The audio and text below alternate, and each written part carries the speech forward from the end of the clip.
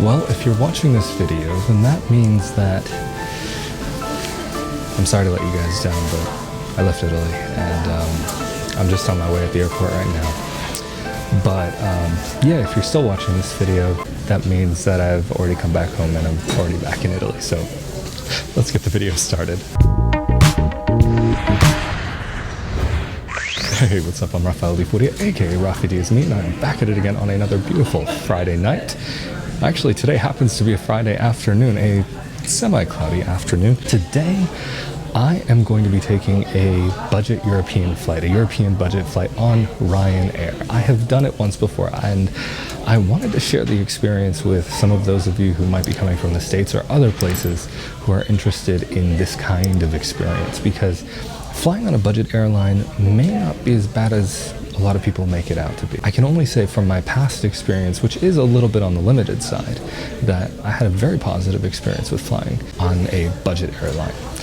There were some amenities missing, like a pocket in the seat in front of you. Instead of having the emergency card in the pocket in front of you, it was printed on the seat in front of you. So it was kind of strange, the whole flight, to be kind of just staring that down. But if you are just traveling within Europe and wanting to save a little bit, I would say it's comfortable enough. It's not going to be the most wonderful flight you've had, but it's going to get you from A to B. It's not going to be any less comfortable than traveling by train, for example, or bus. One of the attractive things about budget airlines in Europe is that they are budget, and sometimes the tickets can be dirt cheap. Today I'm flying from Bologna, Italy to Madrid, Spain to go visit some family. This flight in total, without any extras added, without anything, was about 60 euros total. If you wanted to select a seat or get priority boarding with an extra bag included that you can take on the plane with you, then the price would go up a bit. If you want to choose your seat, there are different zones depending on how close or far you are from the door. Generally, the closer to the front door or the back door that you are, the more expensive it will cost. And of course, rows that have a little bit of extra legroom will be a little bit more. On the flight that I'll be on later today, the seats that had the extra legroom were an extra 20 euros on top of the ticket each direction. But if you only went to the next row back, it would be 14 euros or 10 euros, something along these lines. And then in the middle of the plane, it's only an extra 4 euros to 6 euros, depending on how close to the center that you are. European budget airlines are kind of an a la carte service, so it's not like you pay for the flight and you get everything. If you just want to show up to the airport and get any random seat, then that will not cost you anything extra. And if you want to travel with just a small handbag, then that also keeps the prices down as well. Every once in a while, I'll see a flight online that goes for anywhere from about, say, 8 to 15 euros. It depends on the time of the year, and you kind of have to jump on these things when you see them. It's one of those, like, you do it or you don't do it. I've almost never found one of these when I'm looking to go to a particular destination that I'm trying to get to. But since moving to Italy, this will be actually my first time leaving the country. So I haven't left the country in over 2.5 years. I've done a little bit of domestic travel, not that much. But if you have a lot of big bags that you're traveling with and you need to check them in and you need overweight, then overall the a la carte style service that you'll get from these airlines will end up costing you the same, if not slightly more, than some of the main carriers.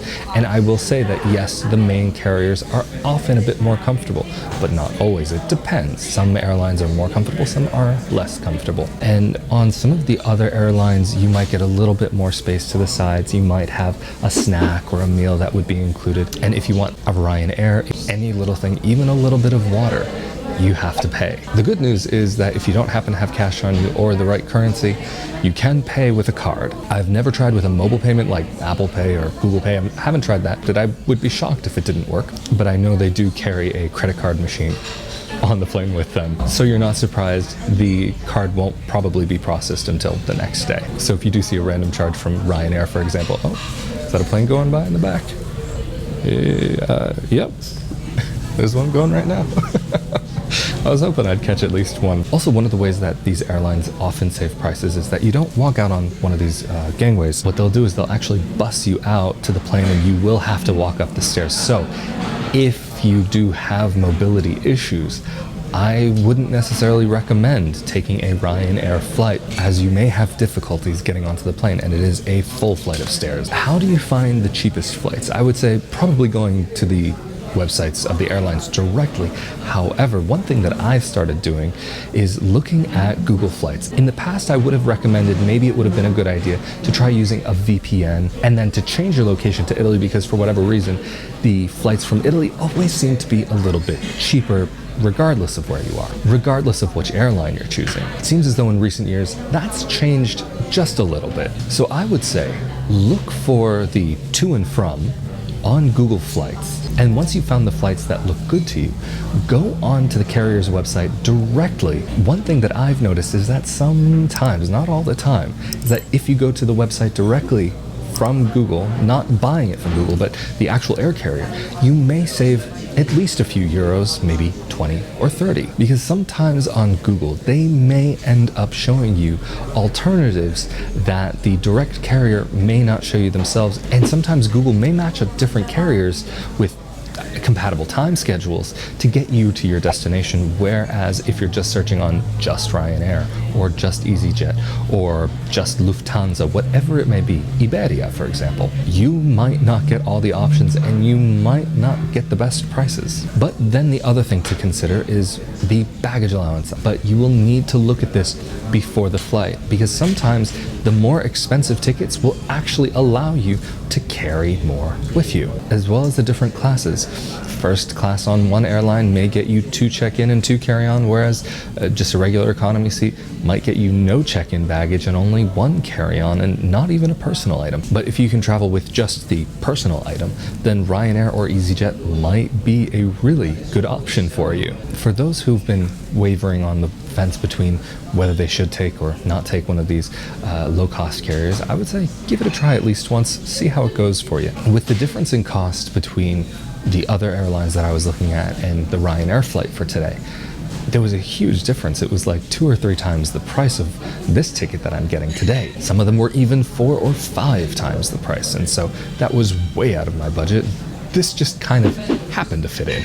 And yes, like I said before, 60 round trip, not just going, not just coming. But of course, these planes do have a tendency to be a little bit more cramped on there. So if you're a taller person such as myself, then these flights may not be the best option for you. I'm 6'1", and I would say these seats are just at the edge of almost comfortable. Not quite comfortable, I wouldn't even go that far. It's just barely touching that edge of it works. Thankfully, traveling from Bologna to Madrid, it's a short flight, it's only a couple of hours, so I'm not that worried. I'm not excited about it, but I made sure to get an aisle seat, so I think I'll be okay. At least I hope so. If you're going to be traveling within Europe, some of the lower cost air carriers to keep an eye out for would be Ryanair, like I've mentioned, EasyJet also, as well as Eurowings. For the ones that I've missed, I'll try to remember to put them on the screen here, because those would be the airlines that I would check out first, especially if you're coming for a semester abroad and you want to get to see a little bit more of Europe, and it's also accessible. The same distance flight in America would easily cost hundreds of dollars. So if you want to go away with a friend for a weekend while you're studying, this is a great way to explore Europe. Even where I live, in my small town, at one of the travel agencies, I don't know which airport it was leaving from. I would assume either Bologna or Venice, because those are the 2 closest airports to where I live. They were offering a 4-day stay in Budapest for 175 euros, including flights and hotel. Everything else you got to cover yourself, but you have to admit, 4 days flight and hotel to Budapest, not bad. So be sure to keep your eyes open for those sorts of deals as well. Sometimes on the budget carrier sites, they will also try to get you to book a room through them as well, but you may end up paying a little bit extra, it seems. I can't say for sure, but just from what I've seen so far, it might seem to be that way. I'm not saying definitely though. I would say it might be worth booking your accommodation and your flight separately. Sometimes on bookings, you can get really amazing deals. I stayed in Mestre, just outside of Venice, with a direct tram going from Mestre to Venice itself. And it was only something like 40 per night, 30 per night? Something like this. I can't remember, but it was crazy cheap. But that's probably also one of the biggest tricks for traveling on a budget within Europe, is that you might have to stay a little bit outside of the central areas, or on some of these budget airlines, you might have to go to an airport kind of in the middle of nowhere. For example, in Poland, there was one time I had to go for work a number of years ago, and we flew into Krakow. The airport was just outside of the town, but on the way back, we had to fly through Katowice, and Katowice was probably, what, an hour and a half away, something like this. So it was quite annoying to get back, but it just so happened to be that's what was working. Anyway, I need to go check the ticker board for my flight, and I look forward to seeing you all next week. I hope this video has maybe been informative and helped a few of those of you who've been thinking about this. And if you have any questions about anything I've talked about in this video or any of my other videos, feel free to leave that down in the comment section below. And of course, as always, thank you for joining me on another beautiful Friday night. I hope you all have a wonderful weekend and a great week ahead of you. And if you would like to see more content like this about moving to Italy, Italian dual citizenship, and living life abroad, please be sure to subscribe with that notification bell turned on. And if you could also give this video a like and share it with your friends, that would be very much appreciated, as it does help out the channel.